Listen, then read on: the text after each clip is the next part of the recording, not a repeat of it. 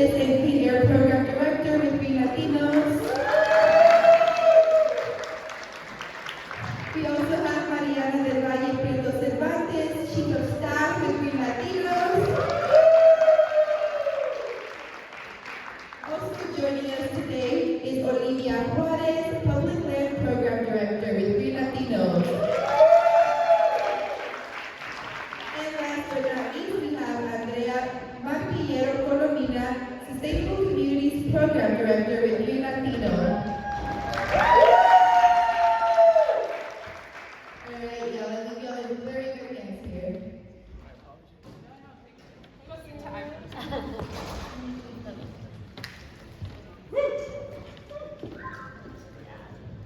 Hola a todos. Yes, thank you guys for coming. I know it's the evening session, and it's between us and dinner, so I appreciate your attention. It's been a lot of learning, a lot of information today, so we're just asking for 40 more minutes of your time and engagement because we're going to be talking about something that's very near and dear to my heart. I think, we have a lot of partners here that have worked on this project, and many that maybe haven't heard of it forever, so this could be the first time. But we're going to be discussing today the Latino Climate Justice Framework, which was a framework that we launched a year ago. But before I get into that, we're going to start off with a question. So next slide.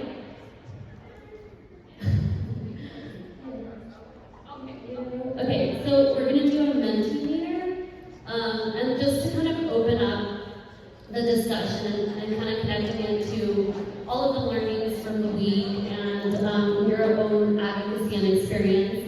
How do you feel about our potential to achieve environmental liberation? So if y'all have ever done a Mentimeter, what you're going to do is go to menti.com and enter the code 17176619. And then we'll give it a second.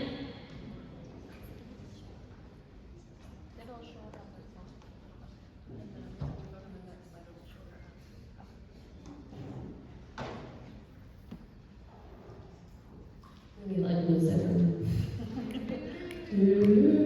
If anybody needs the Wi-Fi network, because I know signal is pretty spotty, go ahead and connect to La Cantera Resort with the password being meetings with a capital M. That should help you out a little bit. The password is meetings, capital MEETINGS at La Cantera Resort. That's the Wi-Fi network. Okay, so we have some answers coming in. I see possible, hopeful, anxious, worried, tenacious. I like that one. Hard work, yes. Optimistic, focused. Positiva, apprehensive. Collaborative, yes, I love that one. Energized. So we can go to the next slide. I'm going to go with that one as our last. So along that theme of energization and energy, that was sort of the intention behind launching the Latino Climate Justice Framework. And so getting into it, what is it? LCJF, as we call it for short, is a framework for addressing the climate crisis. And the Latino Climate Justice Framework is really unique from other climate plans because it focuses on the particular impacts of Latina communities, and it proposes policy solutions to address Latino-centered specific issues. So that was the whole point of that. It was a recognition that we had a lot of other frameworks out there, the Green New Deal, the Thrive Act, and some other ones, and none of them were really focusing on specific issues for our comunidad. And so that was really the impetus behind creating the LCJF. LCJF is a tool that Latinos across the country can use and have been using for advocacy for climate solutions on the local, state, and federal levels. And then you can see there on your right, that's like a photo of our LCJF launch during Hispanic Heritage Month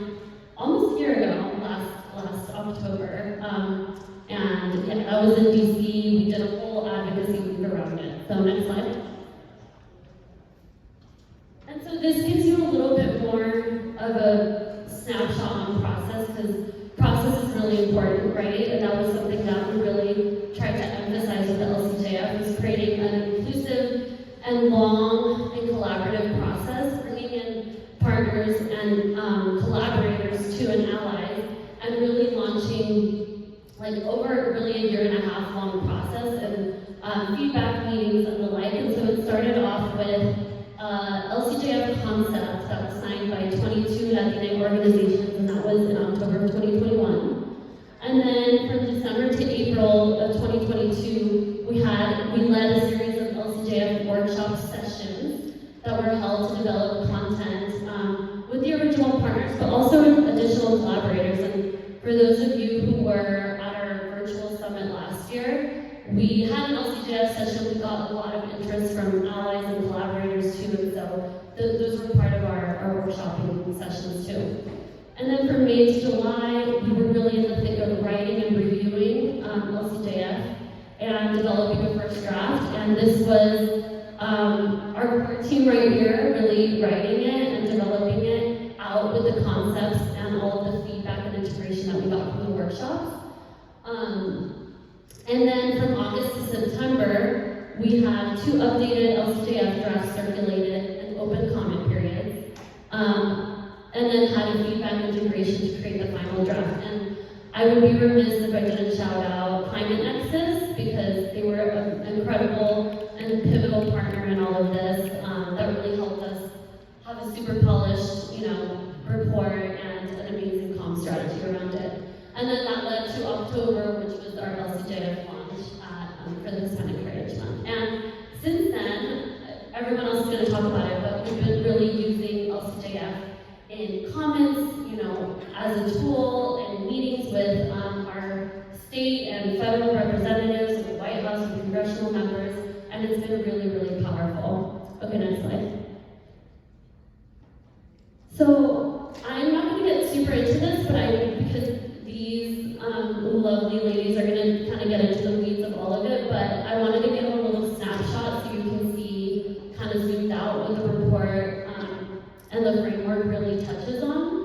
And it's divided in 3 chapters, 13 sections altogether, and it really runs the gamut. Everything from your traditional stuff like clean energy, clean water, clean air, but then intersectional and really important issues that touch on the Latino community specifically, like farm worker protections, climate migration, issues in Puerto Rico, language access, and then pathways for comprehensive immigration. So, and our pitch to everyone, to our decision makers, is you cannot talk about these issues in silos, and they're intersectional and they all matter. We should be talking about them together. So, next slide, I'm going to pass it over to Andrea. I have a mic. Thanks, everybody. I just want to point out that we have Spanish language translation for folks that would prefer to read in Spanish. Para gente que prefiere leer en español, tenemos por los 2 lados la misma información que se puede leer en español. So I'm going to be talking about Chapter 1 of the framework, which examines the path to achieving energy, environmental, and economic justice. The research in this chapter really highlights the devastating and disproportionate impacts of destructive resource extraction, energy production, and pollution emissions on Latino communities, and elevates solutions to redress these harms. To put it bluntly, we know, and it's something that we think about a lot in our work, and particularly in the context of the LCJF, that we have a fossil fuel addiction. And the fossil fuels burned for transportation and electricity, we know that they're producing heat trapping climate pollution and health harming air and water pollution. We urgently need solutions to mitigate the detrimental harm of the detrimental human impacts of this pollution. So in the next few slides, I'm just going to give a broad overview of this chapter. I want to be really clear, of course, that we're all going to be presenting at a super high level, and the problems and solutions that we're presenting in these next series of slides are certainly not all encompassing. in the framework itself, which is available also in English and in Spanish, we go into much more detail about the content. So first, I'm going to just talk through some of the things we've been thinking about in terms of ways to advance clean energy. The problems are many, as we know. Latino households pay disproportionately high energy costs. We know that Latinas are overrepresented among people living in poverty. We know that low-income households pay about 3 times. Ooh, next slide. Many slides. There we go. That's perfect. Thank you. Sorry. We know that low-income households pay about 3 times as much than non-low-income households for their energy bills. In places where utility bills are higher in summer months, due to extreme temperatures, this cost can put a strain on households and create household budget crises. Low-income households, Latino households, and communities have been left behind in the clean energy transition since they're unable to access many of the tax credits and other reimbursement-based programs that have been developed to incentivize households to transition to solar and other forms of power that are lower cost over time. So it's clear here that we need many different pathways to create clean renewable energy and achieve energy justice. We need to work towards creating climate resilient and collectively governed grid infrastructures. We need to accelerate the transition to clean energy by making rebate programs accessible at the time of purchase or infrastructure investment, rather than have these programs be tax-based or rebate-based at the time of tax filing. And we need to create new opportunities to advance economic equity and opportunity for Latino workers. We need to ensure that these safety nets and these opportunities are holistic and that they provide within them opportunities for upward mobility. So not just job training programs that lead to one kind of dead-end job or jobs without opportunities for growth, but entire job programs that allow us to educate, inform, and elevate ourselves. The next thing I'm going to briefly talk about is the urgent need to, next slide. Thank you. Advance clean transportation and shipping. So here are some of the major problems we face. We know that Latino workers and families rely heavily on public transport. This, of course, is not a problem in itself, right? The problem here is infrequently scheduled service, poor quality infrastructure, and other conditions that make for long and sometimes unsafe commutes that are inefficient, burdensome, and cause undue stress. We know that pollution from school buses endangers children. These children are disproportionately low income and disproportionately children from Latino and Black communities. Latino communities are especially vulnerable to pollution from trucks. They're more likely to live in diesel dust zones and be exposed to higher rates of heavy-duty vehicle pollution, experience higher rates of asthma and cancer. And we know that Latino people disproportionately live near ports and rail yards. So this means that overall, Latino communities are experiencing much higher rates of exposure to transportation-related pollution. We need to prioritize livability of neighborhoods by building safe and accessible public transportation options. We need to accelerate zero-emission transportation deployment in an equitable manner, and we need to accelerate the development of zero-emission ports. Next slide, please. Another issue that's incredibly important is the need to reduce fossil fuel pollution and eliminate sacrifice zones. The problems, again, are many. We know that Latino households disproportionately live near oil and gas operations.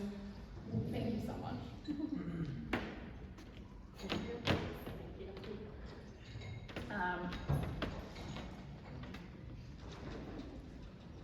Research published by the Environmental Defense Fund in 2022 shows that 1 in 5 people live near active oil and gas wells. 1 in 5 people living near active oil and gas wells are Latinos. We know that there is an overlap in high-density oil and gas operations, communities of color, and people living below the poverty line. We know that Latino children, in particular, disproportionately suffer from poor air quality caused by fossil fuels. And we know, therefore, that the solutions that we urgently need are to reduce pollution from fossil fuel operations, phase out fossil fuels, and ensure that polluters are paying the full cost of their license to operate. The last piece I'm going to talk about in chapter 1 is the plugging and remediation of abandoned oil wells. We urgently need to plug and remediate abandoned oil wells. We know that there are about 3 million abandoned oil wells in the United States, and states with the highest concentrations of Latino populations have some of the most abandoned oil wells. Nearly 9 million people in the United States live within 1 mile of a documented orphan well, and of those, almost 1/3 are Latino.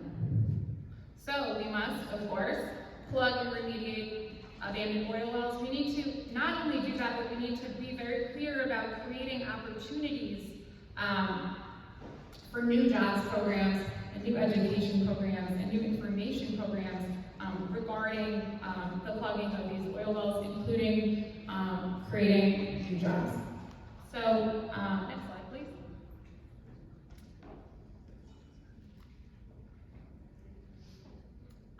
So I'm just going to briefly just shout out an example of the way that we are activating the Latino climate justice framework in our work. And so we have been using the Latino climate justice framework in our work to advance clean transportation and clean mobility. We have been testifying at EPA hearings, federal EPA hearings, and elevating the priorities that I've outlined in this chapter. We have also used the work that I've outlined here to support state campaigns for clean trucks and clean cars. And part of the reason that we think state work is so important is because of the opportunity for replicability. So in states like Colorado, which just passed the clean trucks rule, and where we have a state program, we can really elevate the work being done in Colorado and use that work to support similar campaigns in other states. So with that, I'm going to pass it off to Mariana to talk about chapter 2.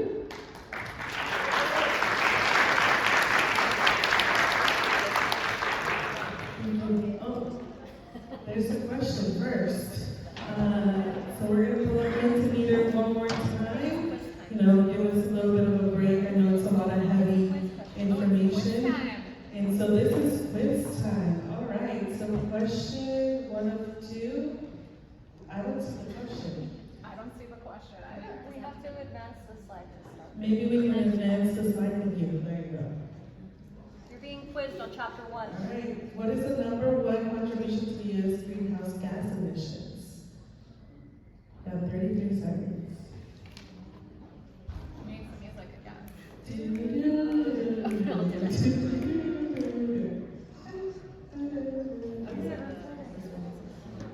Alright, so some of them response. Looks like 17 people got that right. It's transportation. Transporte. Alright, next question. Alright, leaderboard. Look at that. Wow. Yes, Go Pingu! Go Pingu. Whoever Pingu is. Now, Mark's starting to eat. Alright. So, chapter 2. And before we do that, too, I just kind of wanted us to, ground ourselves a little bit. It is heavy stuff that we're talking about. So, I kind of wanted to just break it up a little bit. And if everybody can just kind of take a breath in and out. I hope that felt good. And just really wanted to remind us that we, especially this week, as we're celebrating our ocean, so water and ocean, are the biggest contributors to the oxygen that we breathe, right? About more than half of the oxygen that we're breathing every single day is coming from the ocean. So I just wanted to say that, and really all to say, Aguas vida. Can you all repeat that? Aguas vida. Aguas vida. Aguas vida. Aguas vida. There you go.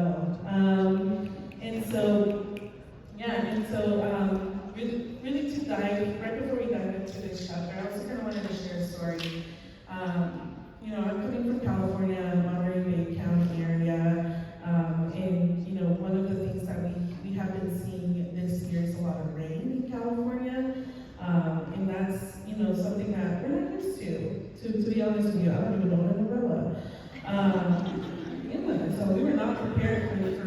rain that we're getting. And we know that that is an impact and an effect of the climate crisis, right?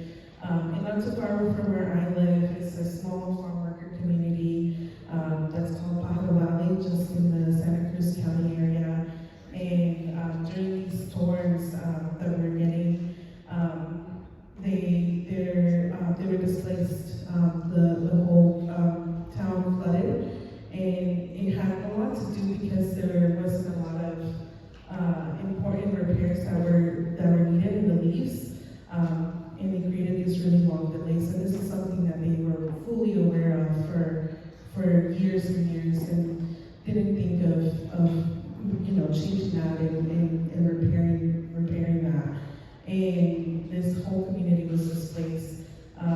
And La Comunidad came in to support long before officials did, long before local officials, government officials did. And in particular, Pajaro Valley Pride, a Latino and LGBTQ organization, helped community and held the community event to fundraise for all of the community members that were displaced, to not only fundraise for funding so that they can pay for their housing, temporary housing, but also to provide diapers and clothes and things like that. So I just kind of wanted to take a moment to really reflect on that, because I was lucky enough to be part of it, and it really kind of shows where we are in the community and how we show up for each other. So just kind of wanted to say that, even though they're not here, I like maybe just a round of applause for Pajaro Valley Park, because they're really great.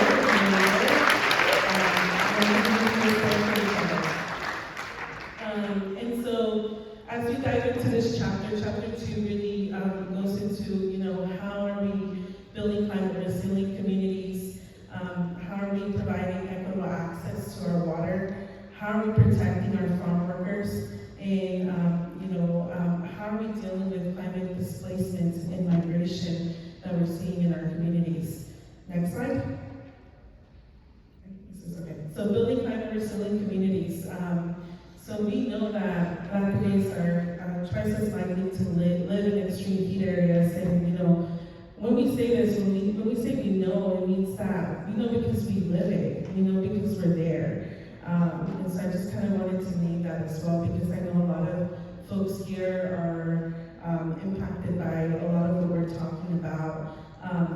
We also know that there's definitely a nature gap in our communities, and Latinx communities are 3 times more likely not to have access or live in nature-deprived areas. And even when we do live in those nature areas, it's hard for us to access. And if you spend any time with Irma Munoz, you would hear the stories of how wealthy communities try to privatize our access to the beaches. And so that's kind of an example there.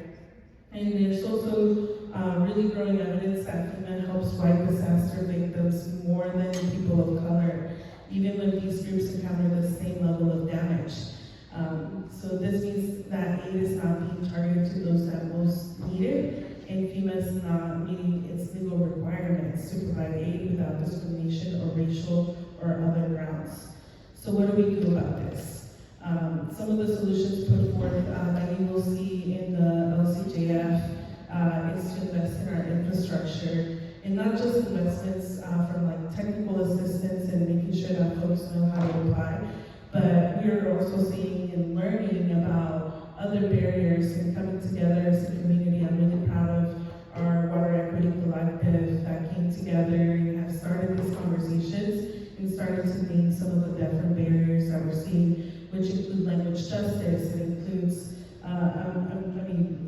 language justice. It includes building that trust between local governments and other and our community members, and really even just more resources from the philanthropic sector to really ensure that communities have capacity to apply for all of these programs. Next slide. All right, this is my favorite part. Providing equitable access to nature. As I mentioned, in my opening, the problem, and to really summarize it, when it comes to water, And first of all, water is a human right, and should be treated as such. And right now, a lot of our communities don't have access to clean, they don't have access to healthy, they don't have access to reliable, and they don't have access to affordable drinking water. Our communities are experiencing drought and flooding in very disproportionate ways. And our infrastructure is aging. So what are we doing about this? The solutions, and something that I think is really amazing from the funding that we're seeing coming from the federal government is, the incredible historical investment in our water infrastructure. After the 1970, our water infrastructure investment kind of went down. We know this, right? Our pipes are breaking, we have lead in our water, and so with the historical investments, giving historical investment for our water infrastructure, and that included the water state revolving funds. And it's getting, a lot of the funding that our communities need to develop in ways to get more funding, and it's going to be really important for us to make sure that funding gets to our communities. So that's something that is part of the solutions named in the LCJF, and part of what Green Latinos and our partners are working on to make sure that not only is the funding getting to our communities, but also ensuring that we get more funding, because $65 billion for replacing the fall lead pipes is not enough, and it's not enough for our communities. Also, some of the solutions include making sure that EPA is investing in technical assistance for the SRF application, and then requiring states receiving any federal funding to adopt bans on residential shutoffs due to the inability to pay for the utilities in the states. Next slide. Protection to our farm workers. I also want to give a round of applause for campesinos and farm workers. They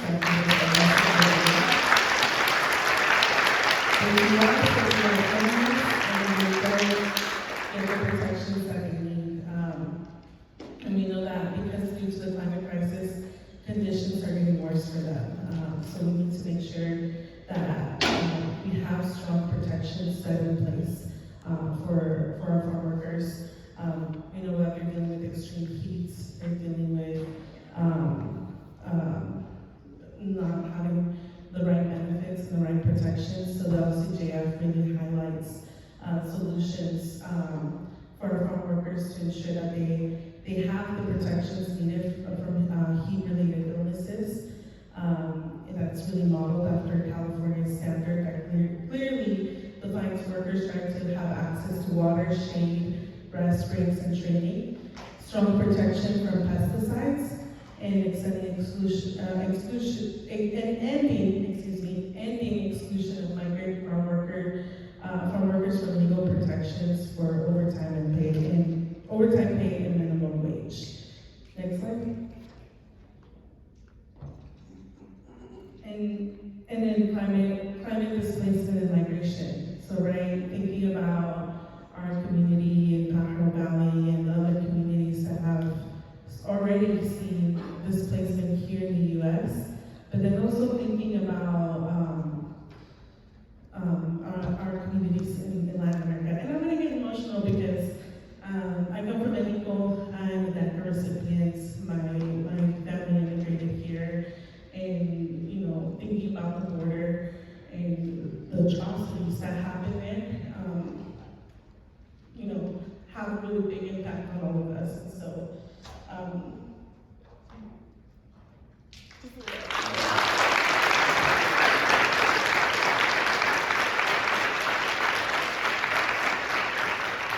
so I'm really proud that we were thinking about that, and that's something that we put in the LCJF. So we know that displacement is happening. It's happening here. It's happening in our communities in the global south.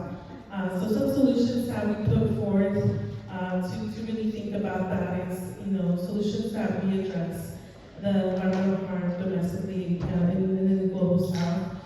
This includes expanding criteria and admittance of refugees to account for those fleeing from climate change-driven disasters, conflict, or environmental degradation, approve and extend temporary protected status for migrants from countries affected by climate disasters, ensuring the U.S. contributes to fair share of financial global climate migration, and working collaboratively with the global community to identify just solutions, just to name a few.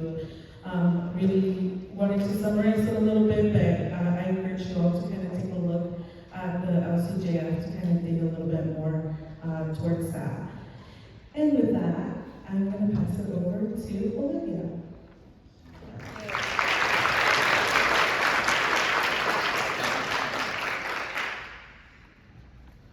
There is a farm worker justice organizer named Flor Martinez Zaragoza, who founded the nonprofit Celebration Nation, who I really lean on in a narrative, and being able to tell a narrative about complexity of Latinidad in the United States. I encourage you to follow Flor on social media. She's at Flower in Spanish. Flor perseveres in telling the narrative that we, the Hispanic and so-called Latino communities, have always been here, that our gente are indigenous to these lands, here in the United States, and to all of the Americas, that the project of colonialism and white supremacy has shaped our policies to treat our communities like we're foreigners here, like we don't belong. Like our histories here are non-existent at the worst, or at best, started with the arrival of Spaniards to the Americas. And this project has tried to erase us. Our diverse, numerous, growing Hispanic and Latina community, but with the Latino climate justice framework and the fortitude of our movements, of our signatories. Raise your hand if you're a part of one of those organizations who endorse the LCJF. Love to see you. Recognition. Thank you. With this, we aim to heal and restore the narratives about our communities and the laws and policies that affect us for more access to and representation in our democracy, which is what Chapter 3 of the LCJF is about. By 2030, it's projected that 30% of students in public schools will be Hispanic and Latinx. Our communities have accounted for 70% of U.S. workforce growth in recent years. By 2050, Latinos and Hispanos will represent around 30% of the U.S. population. So the LCJF ends in demands for language access for the 13% of the Spanish-dominant speakers across the country, for equitable access to funding sources like the Inflation Reduction Act, funded programs, the IRA, that you've been hearing about all day, for representation in the management of public lands, waters, and the ocean, for Puerto Rico and the 2 million Boricuas living along coastlines who are denied climate justice by the federal government time and time again. And finally, for blasting through the barriers to citizenship, refuge, and immigration in our United States. So I'm going to dive into these various topics with the next slide, please. So the first section of this is about access to service, civic engagement, and resources in your language, which is a climate justice issue. One that we heard Socorro and Jose from Commission Shift address at the plenary yesterday. Our communities have been barred from access due to disenfranchisement of nearly half of the Latina comunidad. The ongoing attacks on NEPA, the National Environmental Policy Act, to reduce public involvement in projects that impact the environment, the scarcity of translation, multilingual resources, and ADA accommodations at public hearings and in public notices, and in the fact that Congress has not recognized a definition of what equitable access even means and who it entails. The LCJF, importantly, notes that people of Middle Eastern descent and people native to Africa are also overlooked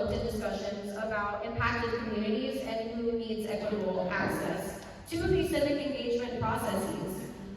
These ethnic identities are often lumped together as other when gathering data about race and ethnicity.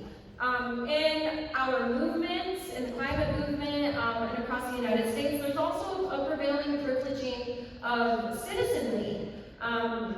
For example, the use of citizen in documents like the Citizen's Guide to NEPA. But those who have agency aren't necessarily just citizens, right?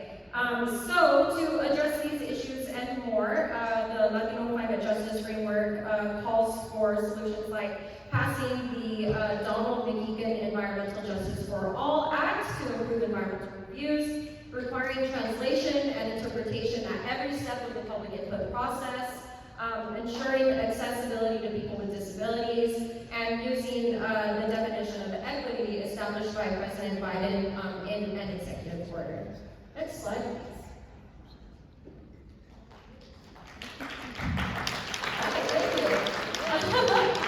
In 2022, the Biden administration implemented their Justice 40 initiative to ensure 40% of funding for transit, climate, energy, housing, workforce development, pollution remediation, and water infrastructure directly benefits communities that are marginalized, underserved, and overburdened by pollution. And that's what this section of the LCJF is about, making equitable funding decisions.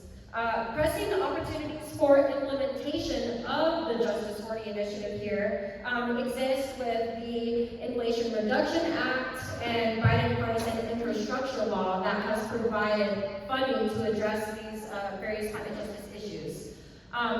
Generational wealth gaps caused by discriminatory racist policies like redlining, denial of health care, denial of insurance, have put us today in a situation where Latino and Black median household is only $31,700 and $14,100 respectively, compared to a median white household income of $187,300. So the Latino Climate Justice Framework calls for clarifying who is included in the definition of disadvantaged communities to figure out who Justice 40 affects, including farm workers and other mobile populations, increased technical support for federal grants, simplified grant application processes, more resources to clarify what funding resources are available, such as an environmental justice scorecard, and lists of Justice 40 programs. We take a special focus in this section on the Federal Emergency Management Agency, FEMA, to call for more equitable FEMA funding distribution as well. Now it's quiz time. Next slide, please.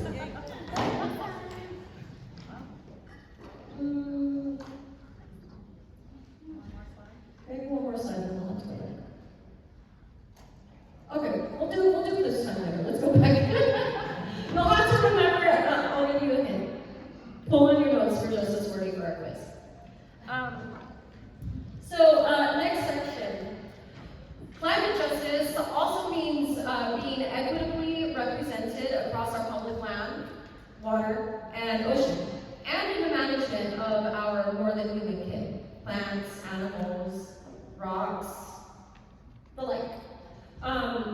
Some of the problems affecting our communities disproportionately include the fact that our histories are ignored in interpretation about public lands, waters, and the ocean, that we're underrepresented among those who manage and make decisions about our natural kin, our public lands, waters, and ocean, and that the federal government, and government across all levels, as well as major leaders in our conservation movement, are not investing in being able to understand what relationships that our Latino and Hispanic communities have to our public lands and waters and ocean. But like Lord Martinez Zaragoza and many of you here, I've heard of her time and time again, is that we've been here. Our histories didn't start with the Spaniards. They go back to time immemorial in some cases. Talk to Liana about some wild Utah indigenous connections to hear about that happening in the Colorado Plateau.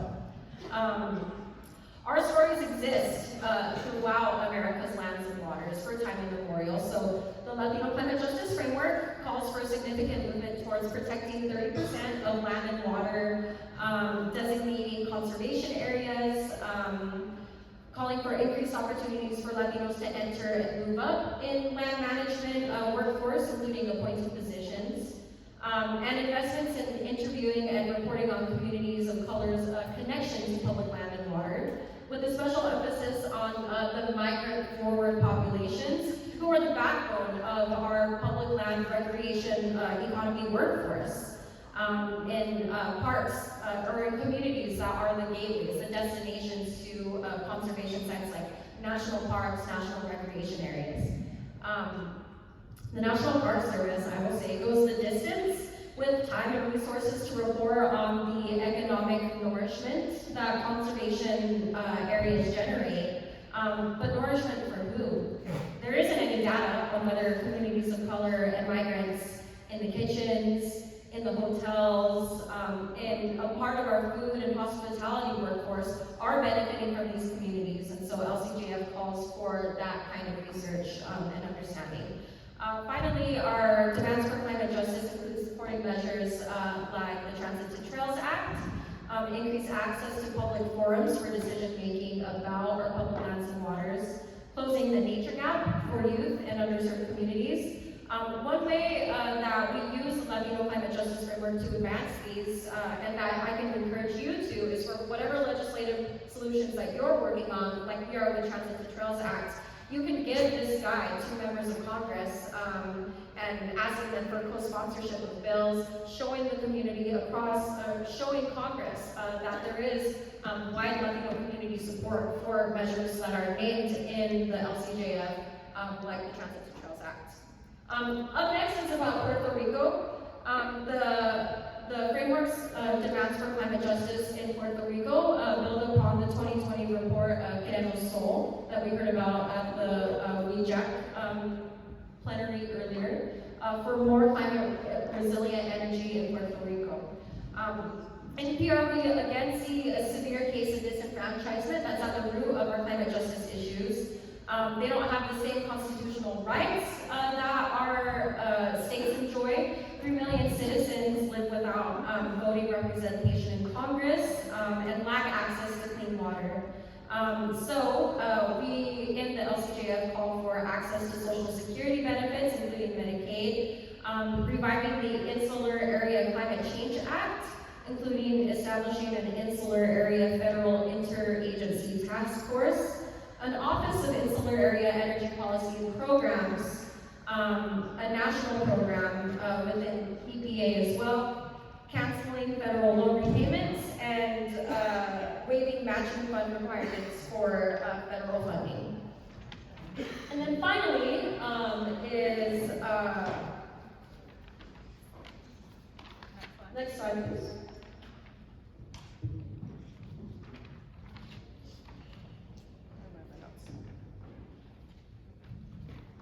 Removing barriers to immigration and citizenship.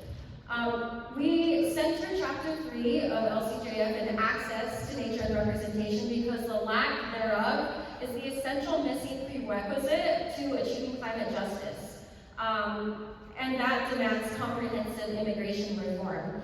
A third of the Hispanic and Latino U.S. population is foreign-born, and about 38% of Latinos have recently reported experiencing discrimination.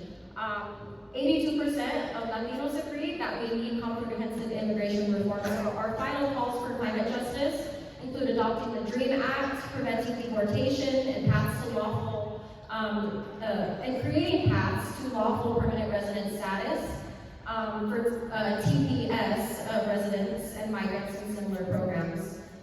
We include eliminating immigration detention centers, adopting stronger protections against the exploitation of immigrant and undocumented workers, such as by reforming the temporary foreign worker programs, and demilitarizing the U.S. Southwest border.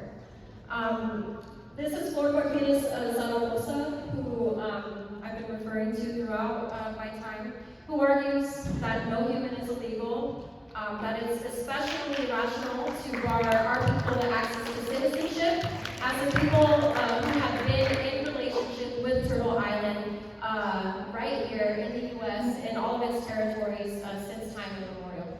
Thank you.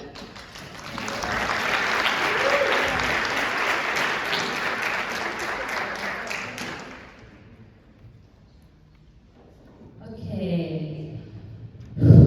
Deep breath. That was a lot of information, but honestly, we wanted it to give it to you guys because we wanted to show how in depth and really provide the scope of what the LCJF is so that all of you can then dig into it even further and really be able to further empower your advocacy as an important tool in that. So next slide, Heather. Oh, we have one. Let's see. Oh wait, are we just do it? Okay, so which of these are Justice 40 solutions presented in the LCJF?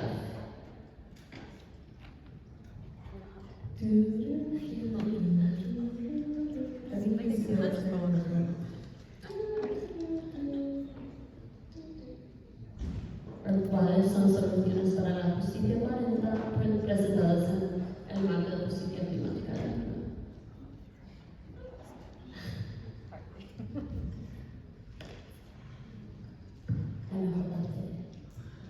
Okay, everyone has voted. Next slide. All right, so, I can't read that. I straight up cannot read that. Shout it out. What was it? All of these are solutions.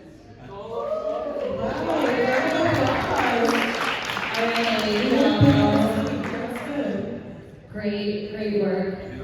Okay, leaderboard. Pink. Oh, wow. Okay. Green leaf. Oh.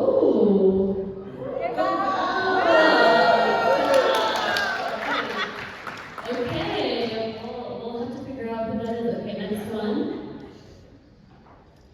Okay, so now, just to kind of close out, and y'all, thank you so much for sticking with us. This is kind of bringing it all together. So,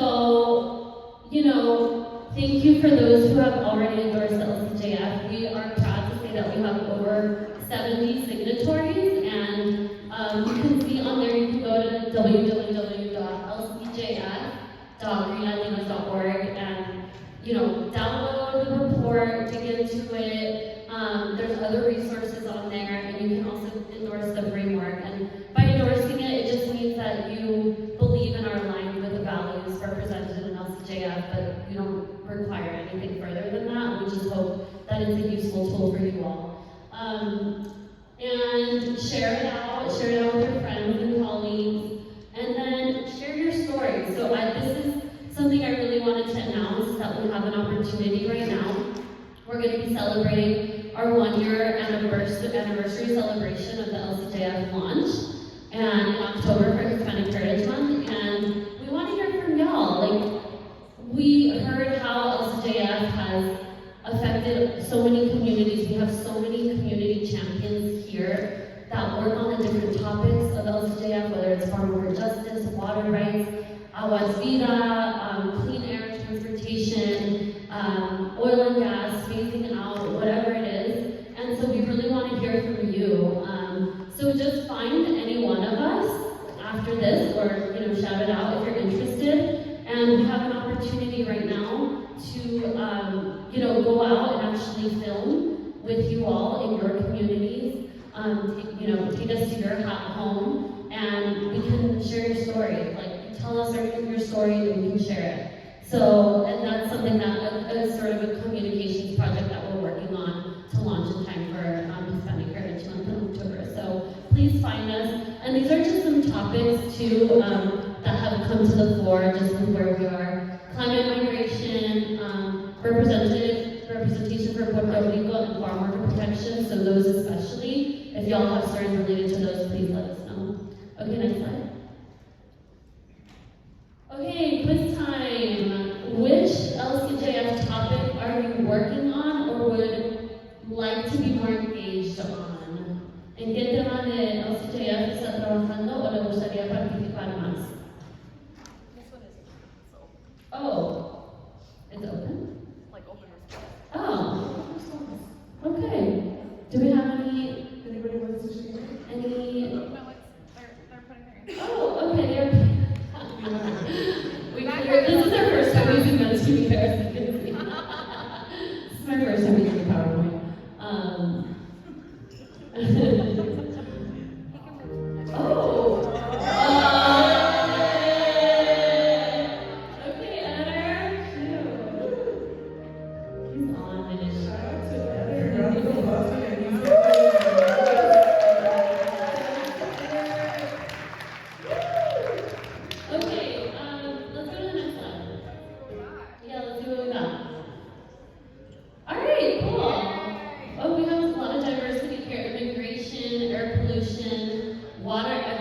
climate change and migration, that's awesome. Climate migration, clean energy, transportation, language access, transportation access, Justice 40, representation for PR. I see more Puerto Rico down here. Agua Vida, I see that.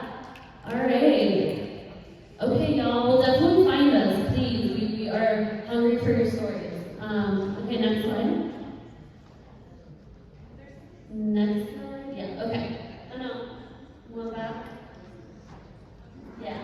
So next steps around LCJF. So as I said, we have our advocacy week celebrating our 1-year anniversary coming up in October. So we're going to be uplifting the core LCJF issues once again with congressional offices and admin, and look out for opportunities to join Hispanic Heritage Month events coming up and advocacy later this summer. So we'll, make sure you're plugged into our listserv, and we'll be sharing out opportunities for that. And then we're focusing on efforts to get an LCJF resolution passed in Congress. So and we're looking for partners. If anyone attended the training on advocacy, effective advocacy earlier today, the breakout session, we have power in numbers, right? And in diverse coalitions, and that's what we have here. So yeah.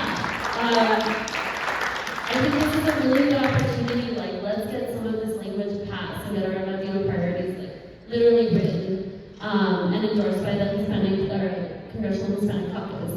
So if you're interested in that, that's another opportunity. And then the last one is the one I already plugged, the video storytelling opportunity. So let us know if your community has any stories to uplift. And next slide. I think now, and then just also we have it in Spanish. En español, es otra opción, tenemos el marco de justicia climática latina y pueden ir a mjcl.greenlatinos.org y descargar el reporte ahí. Así que es otra opción y, okay, next slide. And then, I got nothing else for you there.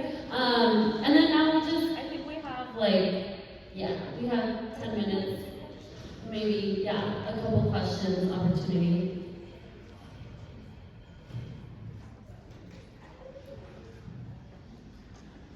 First of all, thank you all for your time and information. My question hopefully will be really simple.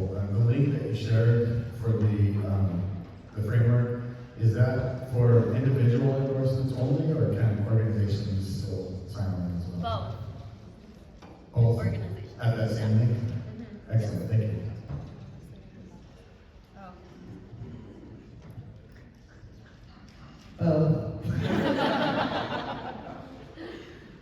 Period. That's a shout out to them. Period. Queen. Hi, I wrote down a few notes, and I don't want to talk through them because there's too many. So is there a place I could submit feedback? Yes. You can come up, you can literally just have a chat about it. We can set up a call, and you can write us an email.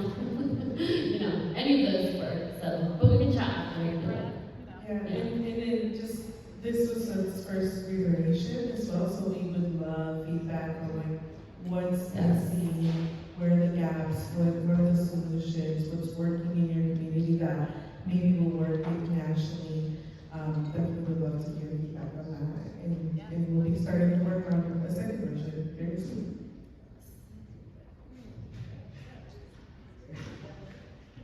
Any other questions, comments? Everyone's hungry and ready for Selena. That's the vibe I'm getting. Thank you guys so much for sitting through this and really being engaged. Thank you, everybody. Let's give it up one more time for our new Latinos team. Let's hear it for these chingonas.